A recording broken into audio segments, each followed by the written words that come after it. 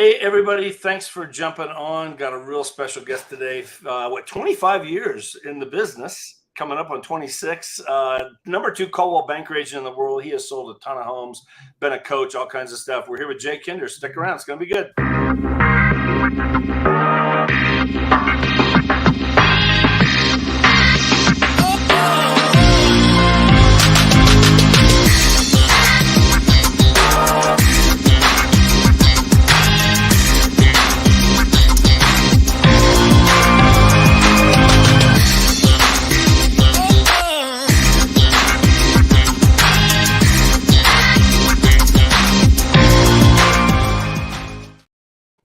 Good morning, Jay. Hey, how's it going? Good, man. How are you? Man, couldn't be better. Good. It is good to see you. You're down in Puerto Rico. Yes, I am. Warm and sunny, and yeah, you're wearing your flip-flops and everything else. All day, every day. I'm in Colorado, and we're having a snowstorm. Yeah, so. That's all right. You can get a little snow skiing in or something. Yeah, there you go. So, man, I appreciate being on here. You've got an amazing story. I first met you. I don't know if you remember this. I met you back in 2002. Yeah, that was a long time ago. Yeah. I just got my license. I got licensed January 2002. Went to Phoenix, the JW Marriott, for a conference over there, and you were on stage speaking, and I'm like, man, who's this young guy over there? I'm like, I want to be like him. I don't know. You've been in the business for a while, so tell me your story. You got in 97, right? You started. 97 into 97. I was 19 years old. I had no idea what I was doing. Didn't know what I didn't know, and I remember seeing a guy get a check. I was mowing my dad's rental properties for him, and I was going to a little university there, Cameron University. And I went in to get paid one day, and this guy was getting a check for like $5,000. And I was like, man, what'd he do exactly this week? Doesn't look like he's even sweating. That was like, he sold a house over on such and such. And I was like, he made that much money? So maybe I need to look at this real estate thing. Maybe worth my time. And so I took the class and, was fortunate enough to, struggled like everybody else, I think, when you first get in, trying to figure out how to get customers. Especially since, most of the people that were my age were still doing keg stands. There was not a sphere of influence, so to speak. So I had to learn how to, turn strangers into customers and slowly started to figure that out and had some success. Right. Yeah, it was in Oklahoma. Yeah. Right? Lawton, Oklahoma. Yep. Yeah. How big is Lawton? It's about 100,000 people. About 100,000. Okay. Yeah. And your dad had been in the business for a while, right? I mean, he had rental property. Yeah. Was he a realtor or was he just? He was, but he mainly was property management. So I didn't grow up with him, going and showing properties and taking listings and things like that. He was primarily, doing property management. And then when he bought the Coldwell Banker in 97, he kind of inherited, the agents and the sales side of it. And so, that's kind of when I jumped in and started learning from, some of the other agents in the office and going to events and things of that nature. But yeah. Right. Okay. A little more money there than mowing the yards. Yeah, a lot more. Quite a bit more. So there you go. What was it like at the beginning? I mean, you didn't get off to a real quick start, but how did you figure it out? What was it like at the beginning? Yeah. The first deal that I ever had, the top agent in the office tried to steal it from me.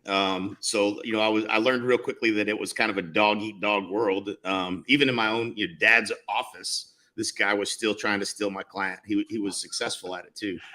He knew them apparently. And, I picked them up at an open house or something. I can't remember where, but so I lost that first deal. And then, I finally put one under contract and it was a good feeling, but, I didn't know what the next steps were. How am I going to get customers? So I did, open houses every Sunday. I would list anything anybody would list. I would take any listing and did a lot of open houses and then started going to events pretty early. So I was fortunate enough to go to a Dale Carnegie event.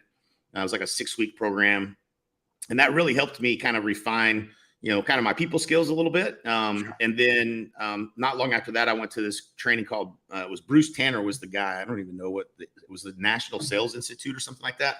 Okay. And kind of really refined kind of my whole, sales pitch, my presentation and my sales skills.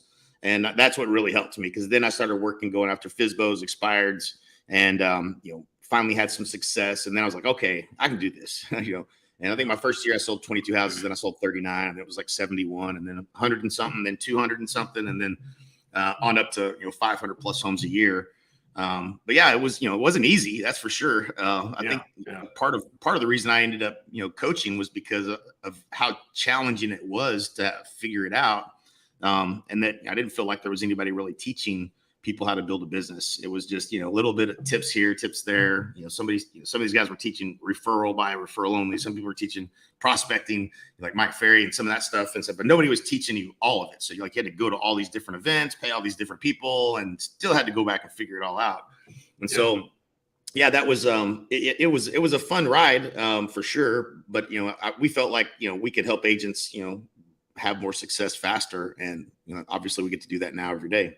Yeah, which is awesome. And obviously, personal development is big for you. I mean, you talked about that, just, honing in on your skills and stuff. I mean, what would you say to some of the newer agents out there? I mean, I had really never done much of that either until I remember the first day I got my license. I go into my first office. Good friend of mine owned the brokerage, didn't interview anywhere else. And day one, he takes me upstairs in this office, whatever, and he hands me a book, Think and Grow Rich. Yeah. I brought it home and it sat on the shelf for a couple, 2-3 years. Yeah. What's this thing? Whatever, it had a good title, but I'm like, but again, I'm busy doing all this stuff, and I finally realized, like, wow, that is so key. I've got to work. How big is that? Oh, it's everything. I mean, I think if I'm writing a book on how to do anything, I'm starting with chapter 1 as mindset every time. Like it's absolutely everything. And again, maybe, and I probably was not voted most likely to ever read a book coming out of high school, but fortunately, How to Win Friends and Influence People through the Dale Carnegie course and Think and Grow Rich were the first 2 books I ever read.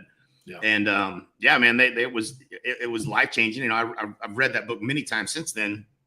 But yeah, it's your mindset, especially in real estate. I mean, this is not an easy. It's not an easy game to just come in and dominate and win. And so you better have. At least you better have the upstairs game dialed in, or you're gonna have a hard time. Right, for sure. Well, all these books over here, stacking up. Whatever I read all the time. It's so key to this day. I mean, been in the business now 20 some years. What? So at what point? When did you hit? Because I know again at some point you were the number 2 Coldwell Banker agent in the world, right? I think I was 20.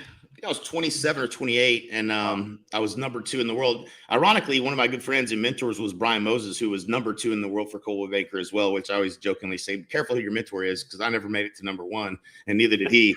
We both got beat by the same girl every year. It was Jean Shine in Killeen, Texas. She's awesome. Yeah. But yeah, that's, it was, I think I was 27 or 28 whenever I hit number 2 in the world. I was in the top 10 in the world for years and years in a row. And then I went independent. In 2010, I think it was 2010 or 11. And really just got, I was paying, I think I paid Coldwell Banker over $100,000 that year. And it was just like the math. I was doing the math. My dad wanted to retire. He wanted to sell me the business. I'm looking at the numbers and I'm like, man, I don't think I can make this work, with how much money was being paid in. And so I had to let my dad know that his retirement strategy as his only child was not going to be the case. And luckily he was cool about it. And, I opened up an independent brokerage right next door to his office, and I think he spent more time in our office than he did in his own. But right. But yeah, so yeah, it was a good run up, right? I think the year I did 233 transactions, and this was really kind of at the crux of everything I teach is around your dollar value per hour. What is the value of the work you're doing, and time management was always. There's a book by Dan Kennedy, No BS Time Management, that was really timely for me. Another book, Chet Holmes' Ultimate Sales Machine, was another book that was really helpful for me. But getting things off your plate that are low productive activities and doing the things that are high productive activities is how you do it. And you got to know the difference between the two, and you got to get things off your plate. And so when I did 233 transactions, I had 4 admin staff and no buyers agents. That November, I hired 3 buyers agents all at one time. And that might have been the year we met, actually. Now I think about it, it was either 02, maybe it might have been 03. Okay.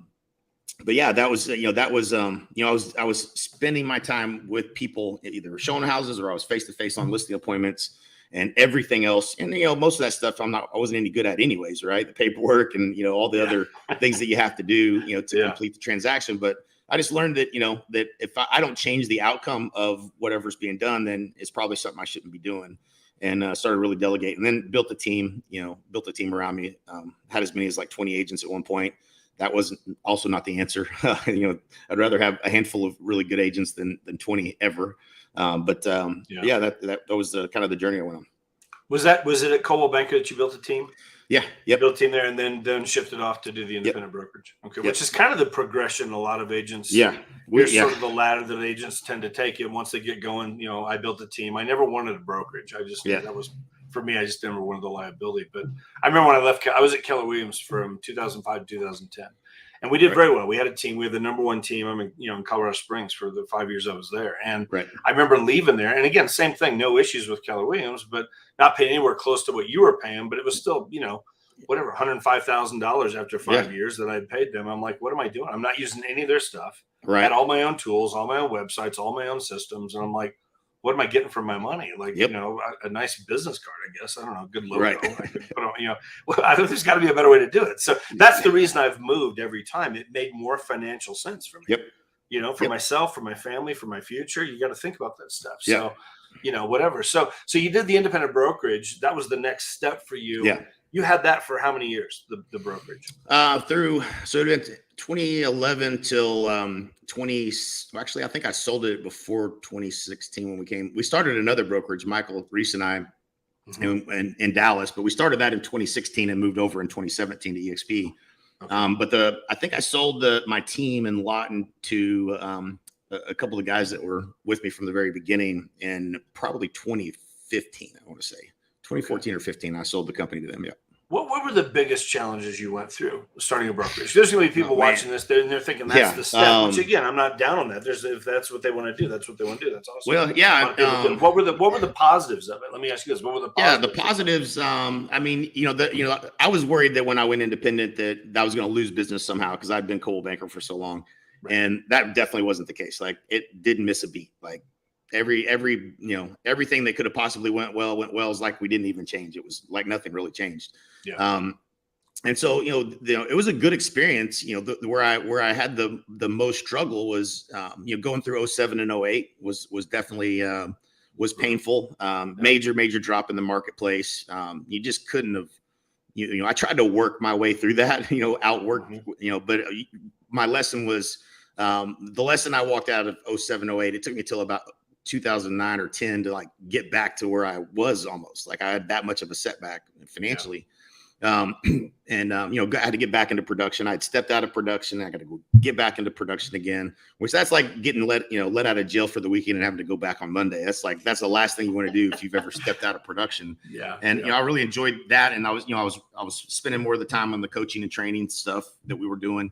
And that was really my passion. I really loved helping agents. I really didn't care about, going and selling another house personally. So, that was, trying to step out of production was the hardest thing. And the first time I did it, it didn't work. I got thrown back into production. The second time it didn't work, I got thrown back into production.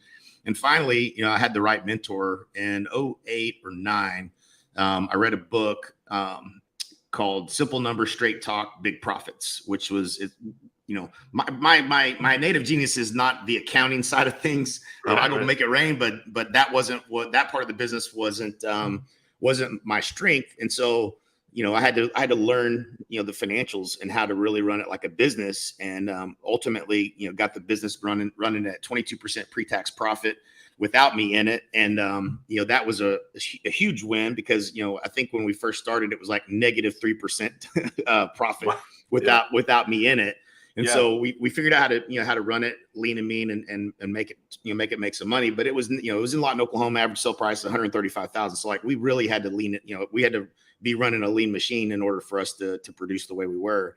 Yeah. And so that was the painfulest part of that whole time period. It was still fun. That seems to be pretty common with, Aaron Ken. Good buddy of mine. I've known Aaron now for a long time. And Aaron with his own brokerage, when he ran the numbers and took his personal production out, they were completely upside down. Right. And it's just like, it got to a point, it's like, okay, again, he moved his whole brokerage over here to eXp, a few years ago. But that seems to be the case for a lot of broker owners, independents. It's like, if they're not actively in there doing the stuff, it's like, you're upside down in the numbers. I think most people, it can be a challenge. You weren't as leveraged as you wanted to be. with your no, brokerage? no. There was always that threat that, I'm either gonna get a check or I'm writing a check, and I don't know which one it's gonna be this month. And going into winter months, you can only lean out so much, right? Where you can't just let go of everybody, and but there's half of the sales in most markets in the country, half of the sales in the wintertime that there are in the summertime, and so you can be doing really well, but then you have that seasonality that always kicks in. And with you not in production, you're not really able to move the needle as well, and it certainly makes that a challenge to make sure that your net profit at the end of the year. Yeah, well, and it takes me back to 2008. I remember with my team, it's like all of a sudden we go from 20 closings a month to 2. Yeah. And the bills don't go away. I still got 3 people on staff. I got to pay them every 2 weeks. I still got all my marketing costs, which go up because I'm doing everything I can to find more business for my team. I mean, it's like, I still got to pay my bills. I mean, it was brutal, so all those fixed costs and stuff. I would not want to be an independent broker owner right now in terms of just especially not market. right now. Yeah. Not now. This is not the time you want to be doing that, I wouldn't think. Yeah, for sure. So you see it took you the 3rd time you saw eXp. Yeah. Seems like that's a common thread too. Yeah.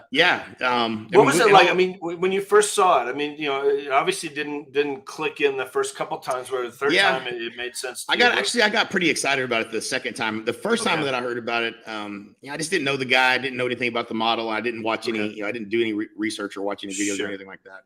And so I was just like, all right, whatever, dude. Like, my biggest takeaway was like, this dude will not shut up about the stock.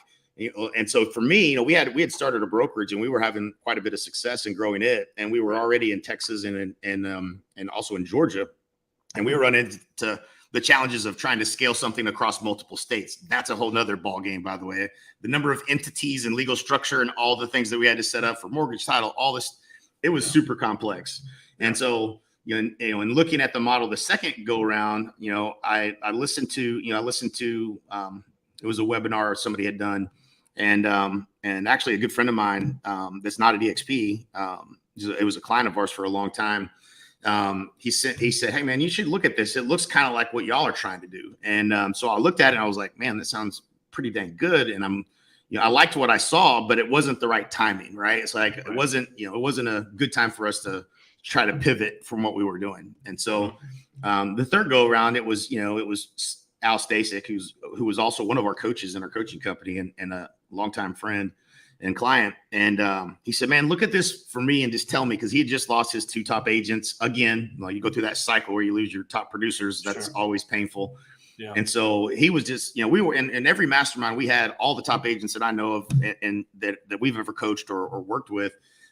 We all had the same problem. It was recruiting and retention was always, that topic, and how do we get more listings was always the things that we were talking about.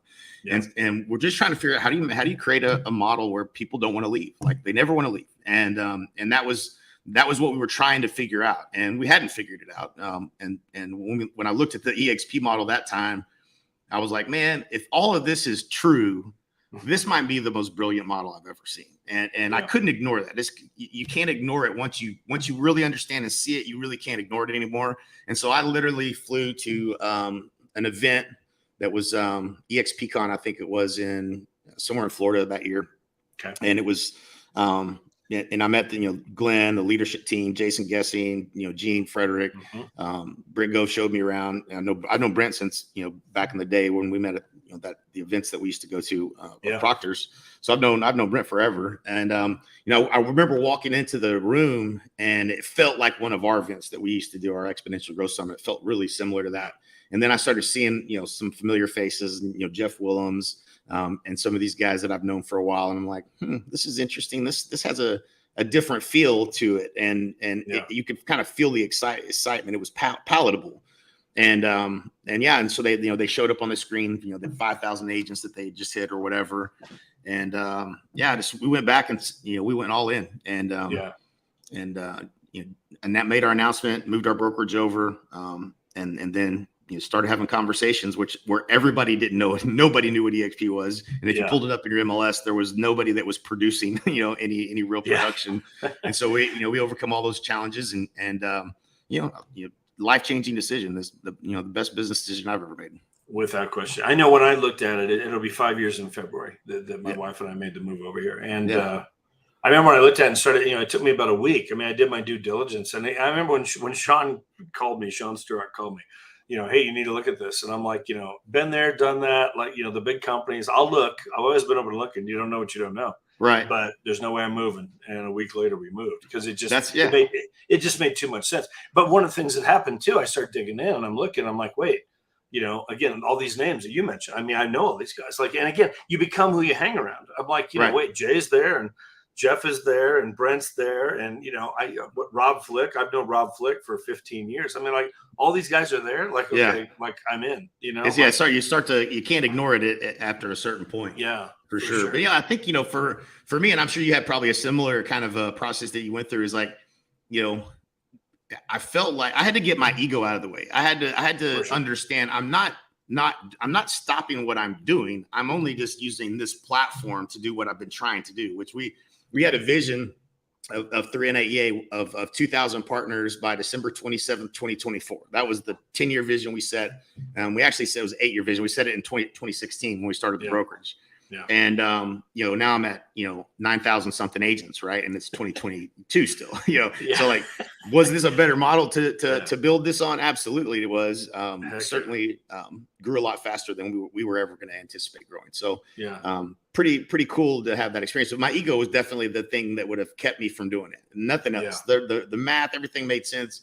Yeah. But I think, and at least initially, I think a lot of people don't look at it because they can't see themselves joining a brokerage, right? Especially if you're independent. You're like, man, why would I ever pay somebody else again? And that's the thing that they miss is that, me and you ain't paying to be here. They're paying us to be here. And, there's more opportunity, being at eXp than what you could create for yourself. And until you can, until you get past that part of the ego, you kind of don't know what you don't know. But yeah, that's what it took for me to finally make the jump. It's huge for sure. What's been one or two of the biggest surprises for you coming over here that you didn't expect when you joined? I would say this. I hoped that the leadership was going to be what I thought it was, and I thought they were great leaders and great people, and they had the ability. But to me, I'm fascinated with how the heck they kept the wheels between the ditches for the last 5 years during all this growth. I mean, it's just. It's fascinating. It would be real easy to mess it up. And I've just watched leadership decisions, replacing key leaders in the organization at the right times. Just being agile, like Glenn says, and navigating this growth and there's been little hiccups and problems along the way, but watching how quickly that they fix them. And how fast they make decisions. And it's just that part to me is fascinating because, having run a small company and having 50 employees, it's a lot, and 2,000 employees deep or how many we're at now. Like I can't even fathom, the things the leadership, team has to consider and all of that process. So like that to me is always the fascinating thing just from an operational standpoint is how well they've done at executing on things. And sure. It's fun to watch from the inside and not have to be in that decision-making seat. Exactly. I could be on the beach. Yeah. And hear no, it's awesome. I think one of the things for me, was the collaboration. I mean, I've been very surprised, being a virtual brokerage, quote unquote. I just figured, I'd worked from home since 2009. So that part wasn't a big deal for me, but but I've got more relationships with agents now than I've had in my entire 21 years of doing this. Yep. And I know that doesn't make sense when it's a virtual brokerage, but it's just, the way we all get together, a couple times a year, sometimes more, whatever. Yep. And then all the virtual stuff works. I mean, it's just better. Yeah. Oh, it's just, it so just efficient. Is like, yeah, I think that's something that most people don't get till they're on the inside. You can't really make it palatable where you can really feel it and understand it, but communication just happens faster here, right? Like, you jump into workplace into your state group and ask a question and get an answer instantly, little things like that just, that are just not how we used to communicate. It's just, it certainly is a better way of doing business. And I think that's hard for people to get until they actually experience it. Right. For sure. Let me ask you this real quick and we'll start wrapping things up here. I appreciate your time. Yeah, man. What's that saying? Imitation is the highest form of flattery or something like that, the highest level of flattery. I mean, we're starting to see, there are other brokerages coming out, whatever, that are, trying to duplicate this model, or they're starting to, some brokers starting to give out stock, things like that, whatever, which, I get all that. What are your thoughts on some of that? Like, I've seen it, I've been hit. I've been approached. Been approached by some of these other companies and stuff, which is fine. I'm like, there's plenty of room to go around, but I'm just like, I feel like we got a 13-year head start. Right. For one thing, and what are your thoughts on some of this? I definitely have some thoughts about this topic for sure. Talk about that for a little bit. The first thing that, I had a mentor. In fact, he just joined us at eXp. I can't announce it just yet, I don't think, but this guy is one of the most brilliant guys I've ever had as a mentor. Sure. And he used to say, innovation is going to come from outside the industry. It's not going to be from Remax or Keller Williams or these companies that are kind of stuck in their models. And they have tried to evolve. Bless their hearts, Gary Keller's tried to figure out a way to revamp what he's got to compete with us, and he just can't. And so, the new companies that are coming up, they're all going to have stock. They're all going to have revenue share. That's the new normal. And so, there's going to be competitors. The thing that I think it makes us extremely unique, but besides the fact that, we're 85,000 agents deep and we're built around collaboration. And so there's nothing that we couldn't help somebody with, no matter what they're, where they're at in their business and what they're trying to accomplish. There's just so much talent, and we all really are working together. So there's, having that, and, these other companies starting off without having that level of talent all around you. I think that's going to be difficult. And then the fact that, I think this is the most fascinating thing is that, Glenn bootstrapped this whole damn thing.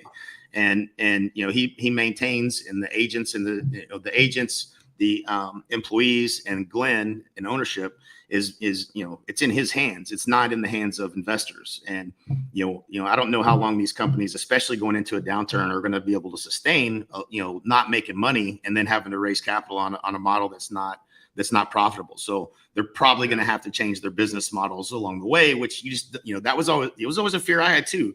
But because it's not, Glenn was the one that made the decision. He's the one that invited us in, all the leaders in the company in, to Washington to look at what things we could do to make sure we were sustainable, which we all had, an interest in, right? I mean, this is the golden goose here. It's got to be sustainable. What can we do to make sure it is sustainable? And Glenn listened to us. Like, he actually took our advice that we all collectively had come up with that we thought was the best decision, compared to what he was originally thinking when he came into the meeting. And I thought that was fascinating, because he certainly didn't have to do that. And it's his company, so he could have changed whatever he wanted to change, but he really did listen. And that's not going to be the case for these companies. When they have to make a change, it's going to come down from the board of directors. And the leadership could be great, but at the same time, they're not really calling the shots. And so I think that's going to be a story to be told, in the future. Some of the,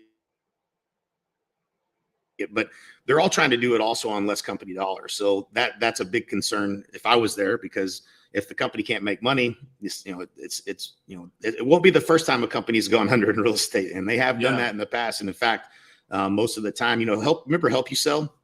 Yeah. Oh yeah. Yeah. So Help You Sell had, I can't remember how many franchise locations they had. It was a lot. It was in the thousands, and they went out of business in 2008 or 9, I think it was. Okay. And so in the downturn, which is similar to kind of what we're, kind of feeling right now, the companies that try to operate on the least company dollar are the ones that struggle the most. And some of them don't make it. And so, there's that's got to be a concern if you're looking at, some of these other companies that are trying to pop up, is, are they going to be able to do what we've been able to do, on, with a huge cash balance, with no debt, owning our own technology, all of those things, are they going to be able to survive, or are they going to have to dramatically change their model? I think I would say that not all of them are going to make it, and certainly we're in a better position than all of them. For sure. Well, and I think, you start looking, okay, here's a signing bonus. Here's all these things, writing these big checks to get these big agents, all that stuff. Like, I hate all that stuff. I mean, it's to me, it's like, if your value proposition is, I got to pay you to come over here and write you a big check, that's not a value proposition. Yeah. I think agents, we just don't need it. We've never done it, And I love the fact that there's not one agent here. You came over here on an 80-20 split with a $16,000 cap, just like me, just like the brand new agent that just got licensed yesterday. I mean, we're all in the same boat, and I love that about this, Yep. No special favors going on. No. And, the thing about it, especially being here as long as we have, and, you know, I get to look at a lot of different independent contractor agreements, and, you know, unfortunately, most agents don't read those, especially if you're kind of getting in and you're new and you don't even know what it is. Yeah. Like, I mean, if you want to really know what the company's objectives are, read the independent contractor agreement, because that's going to tell you a lot about what happens when you do decide to leave. And, you know, that's, I love, you know, our philosophy at eXp, you know, if you leave, you take everything you got with you. You know what I'm saying? I mean, obviously you have your vested stock and all that kind of stuff, but, Right. but like, there's one of these companies, I won't even mention the name, but they take 100% of everything under contract when you leave, all of it. So whatever, if you leave, you got to walk away from everything you have under contract, Wow. every listing you have. It just fascinates me that's the strategy that these old companies still have. It's just so, and that's where I think, you know, some of these other companies that are kind of copycatting us may actually make it. We're obviously going to continue to grow leaps and bounds, but the ones that I'm watching, the Realty or whatever it's called now, anywhere or nowhere, whatever it is, that they came up with, they're going to struggle. They're going to struggle for sure, because they really don't have the ability to compete with, you know, even anywhere close to compete with what agents can get at eXp. And so it's fascinating to watch. We'll see. I mean, I think we're going to see a lot of these bigger brands that really continue to shrink, and you know, obviously more market share for us and companies that are like us. Yeah, for sure. Well, I've seen a couple, you know, they got, it's a lower split, you know, it's a lower cap, all that kind of stuff. But, you know, as you grow that, you got to grow staff to support all that. Mm-hmm. How do you pay that staff? You get the model. I've looked at a couple just briefly, but again, they're not sustainable. You've got to change the model. You've got to change the splits with the agents or something. I mean, we're seeing that now with Compass. I mean, it's like, you know, how many of those agents are going to say, well, forget that, I'm out, whatever. Yeah. Because Compass is the most expensive brokerage on the planet. I mean, like it amazes me. If they'd have gave me that much money to build a brokerage, I think I could have done a lot better. But it was fascinating to watch. But yeah, man, they're in really bad shape. Yeah, definitely. You know, and I'm not here to bash other companies and stuff. They can all do whatever they want to do. I feel so blessed to be here, and I feel so grateful to be here.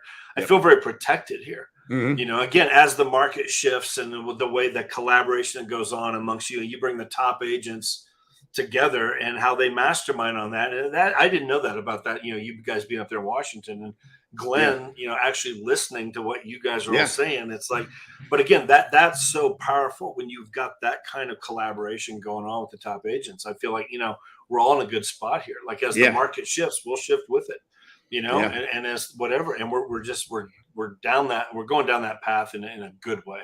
Yeah. You know, it's exciting to be here. Another example too, right? So like, you know, when the market shifts, you know, you got to change things you're doing in marketing. Some things that were working are not working. And I think some agents have started experiencing that. So we've been testing all these different ideas and different Facebook strategies and stuff like that. And we've got one that's just working really, really well. And so like, we're pushing that out to everybody, right? Like we want to teach everybody in the whole company how to do it. Why? Because we make money when you make money. And so like that element, that financial alignment piece is what really is going to protect us forever, because there's no time that I'm ever not going to wake up thinking, how can I help my agents produce more? And you know, that kind of collaboration, I don't think happens the same at most companies. No. And so, if you want to succeed, you got to be around the right people. And I think that, you know, we have the best of the best in the industry.